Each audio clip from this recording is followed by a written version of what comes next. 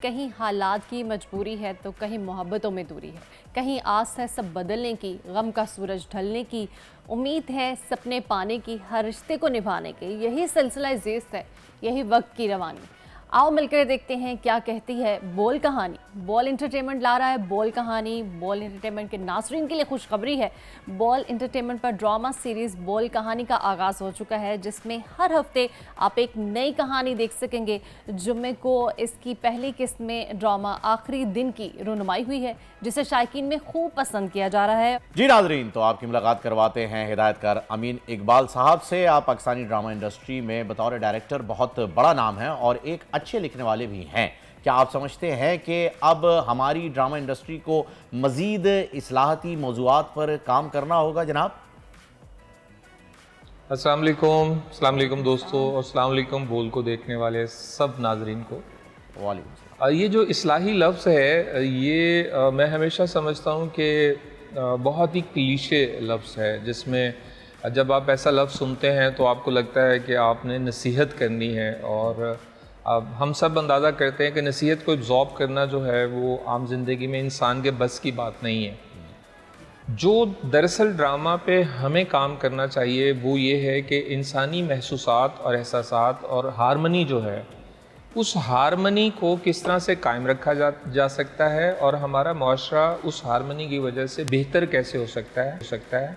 और जो हमारी प्रोडक्ट है, बाय प्रोडक्ट एज पाकिस्तानी हम एक प्रोडक्ट हैं, ह्यूमन बीइंग है, जो हम रिप्रेजेंट करते हैं दुनिया को, अपने आप को। हम अपने मुआशरे में अगर एज ह्यूमन बीइंग एक अच्छी प्रोडक्ट बनेंगे तो हमारा मुआशरा भी अपलिफ्ट होगा।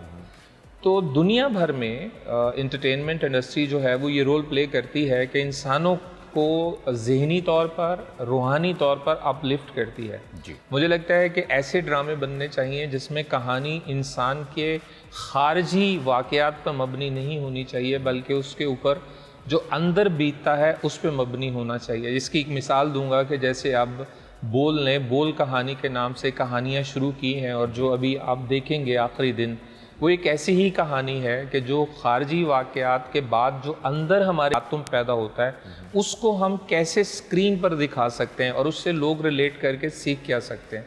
तो मुझे लगता है कि ऐसी कहानियाँ जो है हमें ज़्यादा फ़ायदा देंगी। ठीक है सर। अच्छा, ये बताएगा कि हमारे यहाँ जो कहानियों का मेयार है वो पाकिस्तानी ड्रामा इंडस्ट्री में कहाँ कमी है कि हम अपने ड्रामा के मीडियम से कौम की तरबियत नहीं कर पा रहे?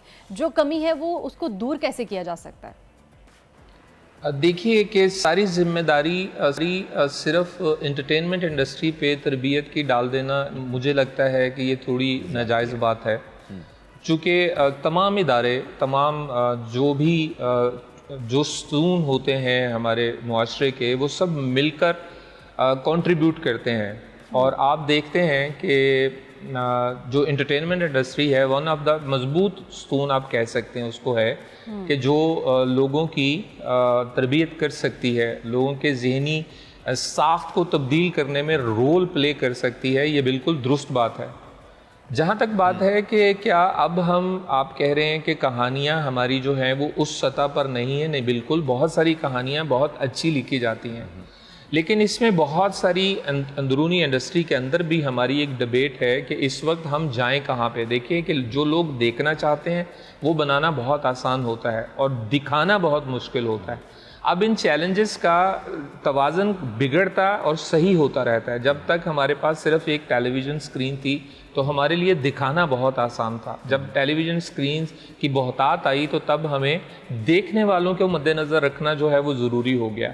लेकिन इन सब तजर्बात के बाद हम ये सीख रहे हैं कि अभी वो कहानियाँ कहना बहुत ज़रूरी हैं हमारे लिए, और मुआशरे के बेहतरी के लिए या उसमें कंट्रीब्यूट करने के लिए ये बहुत ज़रूरी है कि हम उन कहानियों को कहें जो कि मुआशरे में कंट्रीब्यूट करे और इंसान की ज़हनी सतह को और अंदरूनी रूहानी सतह को वो अपलिफ्ट करे, अपग्रेड करे, और उसको जो है वो आगे बढ़ने के मौके दे, जो कि पूरे मुआशरे के अंदर जो है वो एक दूसरे के साथ हेल्पफुल हो सकें।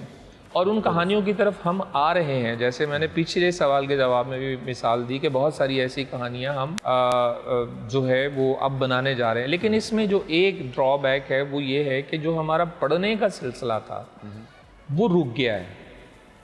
जब तक हम कुछ बनाने के लिए, लिखने के लिए पढ़ेंगे नहीं तो हम आगे बढ़ेंगे नहीं।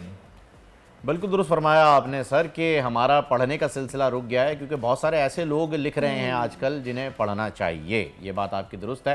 पर हमारे साथ आपने जब कहानी का इतना जिक्र कर दिया है तो इस कहानी के राइटर मौजूद हैं उसामा सिद्दीकी, उनसे बात करते हैं। उसामा, पहले तो welcome to the show sir. अस्सलाम वालेकुम। उसामा, मुझे बताइएगा कि आपने ये कहानी लिखी जो अभी हमारे पास बोल कहानी में ऑन एयर भी हुई है, आखिरी दिन का अगर हम देखें तो कुछ ऐसे दो किरदारों के ऊपर मबनी है जो अपनी ज़िंदगी गुजार चुके हैं, लेकिन जो ज़िंदगी गुजरने से रह गई थी, जो लम्हात बच गए थे, उनको गुजारने के लिए अब वो एक साथ हुए हैं, जिसकी इजाज़त हमारा माशरा तो बिल्कुल भी नहीं देता है। और यानी ये एक अफसानवी कहानी है या ये आपने हकीकत से कोई इंस्पिरेशन ली है? इसके क्या, इसकी बेसिक क्या थी, ज़रा कुछ डिटेल बताइए। एक थॉट था, एक फिक्शन समझने, इसको अफसानवी ही कहूँगा मैं तो। जी, तो ये जो आपने इसका फ्लो रखा है, इसका एंड जो इस तरीके से आपने बनाया, मैं नहीं चाहूँगा कि अभी हम डिस्क्लोज करें क्योंकि हमारी ऑडियंस जो है वो देख रही है इसको इस वक्त, और ये फ्राइडे को ही जो है वो ऑन एयर हुआ है अभी। तो मुझे बताइएगा कि इस किस्म की कहानी लिखने के लिए मतलब ये कोई चैलेंजिंग सब्जेक्ट रहता है या डिफरेंट करना ज़रूरी है? इंस्पिरेशन हम कहाँ से लेते हैं, क्योंकि हम कॉपी तो करते नहीं हैं, हमारी तो इंस्पिरेशन होती है। बहुत सारे लोग बड़ी बड़ी मूवीज़ बन रही हैं जी बिल्कुल, इंस्पायर होके, तो हमारी इंस्पिरेशंस जो हैं वो कहाँ से आती हैं, किस तरीके से? इंस्पिरेशंस होती हैं, बिल्कुल होती हैं, लेकिन देखें इंसान वो चीज़ें जो करना चाहता है नहीं कर पाता, एक एज हो जाती है, उसमें खालिश ना रहे कोई ज़िंदगी के अंदर ना। बेसिकली इस कहानी का मेन मकसद ये है कि ज़िंदगी ऐसे गुजारी जाए जैसे आखिरी दिन है, किसी किस्म की कोई खालिश ना रहे आपकी ज़िंदगी में, कोई पछतावा ना रहे। तो वो कैंसर के बावजूद, इतनी बड़ी बीमारी के बावजूद वो अपना बचपन जीने के लिए वो सारी चीज़ें, तो मैं ये कहूँगा कि इंसान के अंदर का जो बच्चा है ना वो मरते दम तक रहना चाहिए उसके अंदर, और जिए इस तरीके से कि मरते वक्त कोई अफसोस ना हो। अच्छा उसामा, ये एक बहुत डिफरेंट थॉट लेकर आए हैं आप। तो हमारे माशरे में या हमारे ड्रामास में देखे जाए तो ऐसी चीज़ें अक्सर ज़्यादातर नहीं दिखाई नहीं जाती। दिखती बिल्कुल। तो ये अभी ऐसा क्या आपके माइंड में आया कि आपने ये ऐसा मेरे माइंड में, अभी जो मेरी बाकी कहानियां आप देखेंगे तो फिर आप उसमें यही फिर उनका माइंड सोचेंगे चेंज हो जाएगा। जी, फिर ये एक राइटर की खुसूसियत होती है कि वो नहीं बोलता, उसका कलम बोलता है, और उसके कलम से जो जो चीज़ें होती हैं वो बोलते रहते हैं। रात में देर रात घूमने का शौक तो नहीं है आपको? बिल्कुल है। बिल्कुल है। बस ये राइटर्स के साथ यही मसला है, फिर बाद में कंप्लेंट्स करते हैं। मैं रात जाग के आया हूँ। भी रात को है? जी बिल्कुल रात को। अच्छा, चले ज़बरदस्त है। आप जो है वो हमारी आपसे गुजारिश यही है कि रात को आप किसी को कहानी सुनाने मत जाइएगा 4 साढ़े 4 बजे। आजकल माहौल ठीक नहीं है। नहीं, ये मैं पता नहीं क्यों आप मुस्कुरा रहे हैं, मैं तो संजीदगी से कह रहा हूँ कि आजकल माहौल ठीक नहीं है, तो आप ना जाइएगा किसी को कहानी सुनाने, कहानी अपने तक रखिएगा। हम चलते हैं डायरेक्टर साहब की जानिब, उनसे भी ज़रा पूछ लेते हैं कि आजकल जो कहानियाँ चल रही हैं। अमीन इकबाल साहब, ये बताइएगा कि इंडस्ट्री में इतना वक्त कैसे गुजरा और मज़ीद क्या क्या गोल्स हैं जो अभी जो है अभी आपने अचीव करना बाकी हैं फ़िलहाल, क्योंकि आप माशाल्लाह से अब दोबारा जो है वो एक पावर पैक कमबैक जो है वो हो चुका है। आगे की क्या आपकी हिकमत अमली है? भाई राइटर्स है ना, मोटे मोटे लफ्ज़ यूज़ करो।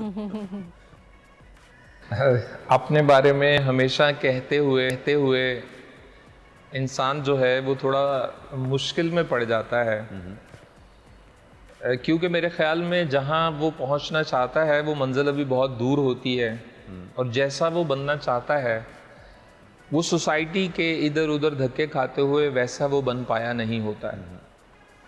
लेकिन ज़िंदगी जो है इसकी हकीकत यही है, और इस हकीकत से अगर तलाश करके मैं अमीन इकबाल को देखूं तो मुझे लगता है कि इस इंडस्ट्री ने, और इस इंडस्ट्री में जिस मकाम के लिए मैंने ख्वाब देखा था वो बहुत कुछ अल्लाह की दुआ और वालिदैन की दुआ और मेहनत से सब चीज़ों का एक मिश्रण होता है, तो उससे जो है वो बहुत कुछ मिला।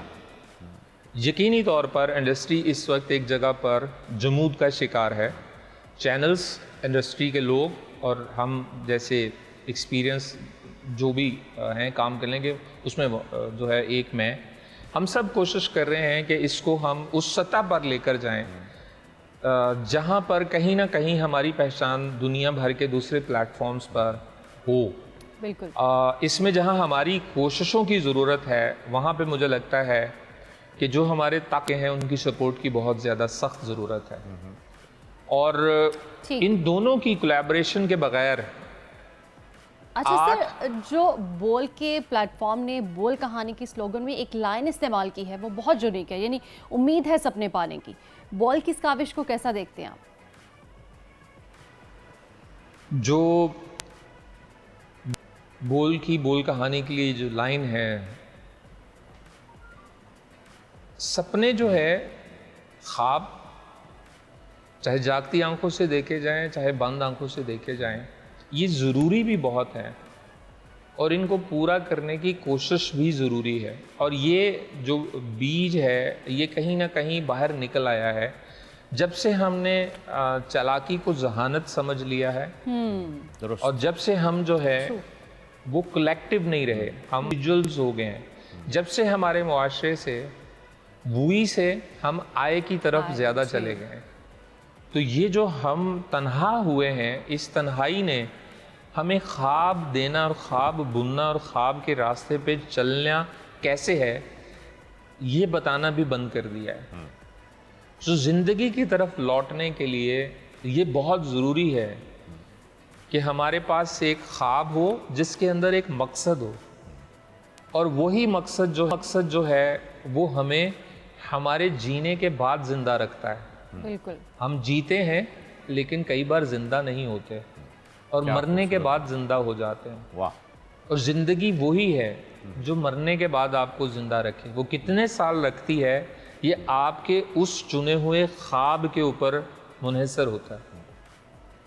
वाह, मेरा ख्याल बहुत ये है खूबसूरत कि सर, माशाल्लाह से बोल की क्या ये- खूबसूरत बात आपने कही है कि जी वो है जो मरने के बाद होती है और हम अपने ख्वाब जो हैं वो देखना नहीं भूल सकते। थैंक यू, आप हमारे साथ हैं अमीन साहब। अच्छा उसामा, आप भी हमारे साथ हैं, तो लगे हाथों में आपसे वो सवाल पूछ लेता हूँ जिसका सारे सोशल मीडिया के ऊपर कोई ना कोई राइटर लोग ढूंढ रहे हैं पूछने के लिए। भाई ये जो अफेयर चल रहे हैं घरेलू जी ड्रामों में हमारे, मतलब बहनोई साली का अफेयर आ गया है, अब तो ससुर और बहू का अफेयर जो है वो कुछ झलकियां दिखने को मिल रही हैं, भाभी और नंद के फड्डे, इससे हम बाहर ही नहीं निकल पा रहे। मतलब मुल्क के Typical 3 topics बड़े हैं। मसाइल जो हैं वो ये सारे के सारे ही चल रहे हैं कि जी भाई ये कर लो, या फिर रोड के ऊपर जो फुटपाथ पे लिखे हुए मसले हैं वो चल रहे हैं। ये हमारे राइटर इससे बाहर क्यों नहीं निकल रहे? हमारे राइटर इससे बाहर शायद अब निकलना शुरू हुए। ठीक है, मैंने 8 साल स्ट्रगल की, 8 साल स्ट्रगल करने के बाद मैंने फील्ड छोड़ दी इस वजह से कि मेरी वो स्टोरीज अप्रूव नहीं हो पा रही थी जो आज हो रही हैं। अच्छा, क्योंकि उस वक्त सिर्फ सास बहू चल रहा था तमाम चैनल्स के ऊपर, लेकिन अब मुझे लगता है कि वो जो है चीज़ अब खत्म होती जा रही ओटीटी है। प्लेटफॉर्म को देखते हुए हम अब वेरिएशन लाने अवेयर के हो रही लिए है, तैयार हैं। पाकिस्तानी आवाम भी अब तो अवेयर हो उसामा रही है। ऐसा है क्या कि अवाम ही ऐसी चीजें देखना चाहती है? जो हकीकत बात है, रेटिंग तो आती है। अच्छा। जो हकीकत बात है, रेटिंग आती है उन हाँ, चीज़ों हाँ, की, हमारी मासेस देखना अम्माएं चाहते बैठी हैं। भी देख रही होती हैं, हमारी बिल्कुल। भाई वो आंसुओं से रो रही होती हैं उसके साथ आए जी, होते हैं, शफीक लेकिन ने हमें छोड़ दिया। आहिस्ता ऑडियंस को जो है वो अवेयर करना पड़ेगा स्लोली। ये स्लो पॉइजन की और मेरे ख्याल में तरीके हो भी गए से हैं। उतरा था, अब इसे आहिस्ता ही जो ये हमें इंडिया से ही जो है वो ये चीज़ आई थी यहाँ पर, सास बहू वाले मामला, बिल्कुल। फिर उसको हमने आगे इसको प्रोलॉन्ग कर दिया, फिर उसके बाद अब जाके ख़त्म भी इंडिया के कंटेंट की वजह से ही हो रहे हैं, क्योंकि जो ओटीटी के ऊपर कंटेंट आ रहा है सीरीज़ का, अब हमारे राइटर डायरेक्टर्स भी जो है वो फोकस कर रहे हैं कि यार अब हम भी जो है वो कुछ ऐसा डिफरेंट कर सकें। तो बोल कहानी के अंदर आपने काफ़ी कहानियाँ लिखी हैं जी। और आने वाली भी हैं। हमें ये बताइए आगे हम कुछ और सरप्राइज देखने वाले हैं? जी बिल्कुल, इससे ज़्यादा अच्छे सरप्राइज, इससे ज़्यादा अच्छे, इससे ज़्यादा अच्छे मतलब आउट ऑफ द बॉक्स जा करके आपने काम किया हुआ है। बिल्कुल। Thank you so much Usama, आपने जो है वो Thank बड़ी you. खूबसूरत Thank कहानी you. लिखी है। एक मरतबा फिर आपको मुबारकबाद देंगे और आगे के लिए बेस्ट ऑफ लक। सब्सक्राइब करें और बेल दबाएं ताकि कोई खबर रह न जाए।